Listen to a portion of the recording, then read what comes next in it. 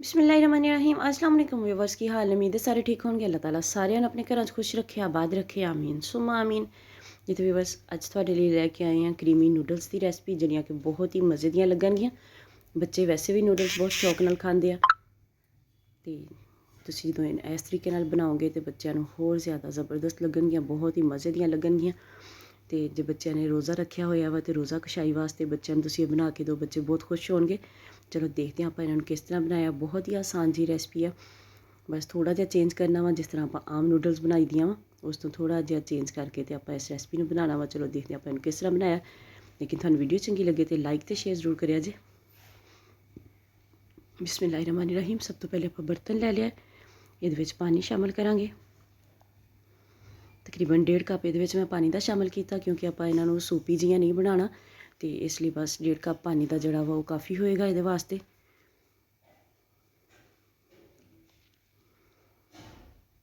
पानी च बॉयल आन देंगे। मेरे बाकी के चैनल का भी विजिट करो जो थानू वीडियोज़ अच्छियां लगन तो जरूर उन्होंने लाइक करो, शेयर करो अपनी फैमिली ते फ्रेंड्स दे विच। ते जे चैनल ते नवे तो चैनल भी सबसक्राइब करो। पानी बॉयल हो गया वा तो उन्हें आप नूडल्स शामिल कर देंगे। 3 पैकेट नूडल के लए आ तो 3 पैकेट वास्ते मैं 1.5 कप पानी का शामिल किया सीगा। जे थानू थोड़ा लगे कि ज़्यादा पाना चाहिए तो तुसीं पा सकते हो, लेकिन इनफ है इन्नी की।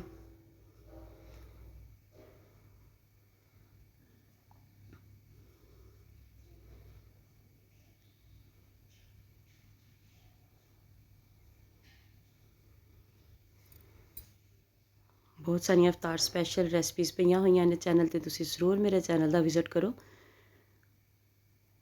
ये देखो नूडल्स आप ये शामिल कर लिया सीगियां ते पानी ड्राई हो गया वा। हुण ये आप बाकी दी चीज़ां शामिल करांगे।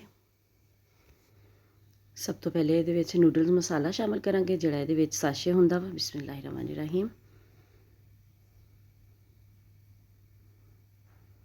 थोड़ी जी सुरख मिर्च शामिल करांगे। तुहाडे कोल चिली फ्लैक्स होण ते तुसीं वो भी थोड़े जे शामिल कर सकते हो। मेरे कोल नहीं सी इसलिए मैं सुरख मिर्च शामिल की है। तो थोड़ी जी हल्दी शामिल करांगे।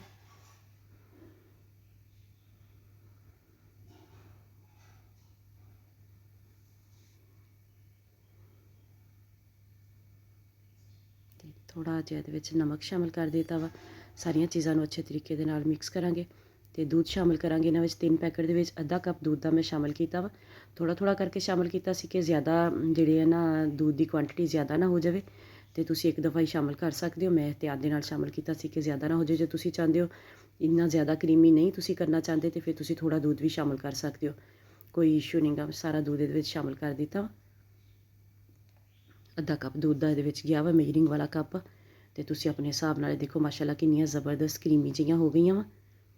तुहानू वीडियो चंगी लगे तो लाइक तो शेयर जरूर करिया जे। चैनल ते नवे तो चैनल को सबसक्राइब करके जाए जे। नाल बैल आइकन जरूर प्रेस करिया जे ताकि आने वाली वीडियोज़ का नोटिफिकेशन थोड़े तक आसानी नाल पहुँच सके। देखो माशाल्लाह क्रीमी हो गई वा दूध के नाल, थोड़ा जिहा हैल्दी भी हो गई वा। तो हुण ये आप बटर शामिल करांगे। होममेड बटर आ, तुसीं बाज़ार वाला बटर भी शामिल कर सकते हो, कोई इशू नहीं। जे तुसीं बटर नहीं हैगा, जे तुहाडे कोल मोज़रेला चीज़ आ तो तुसीं वो भी ये शामिल कर सकते हो बटर की जगह ते।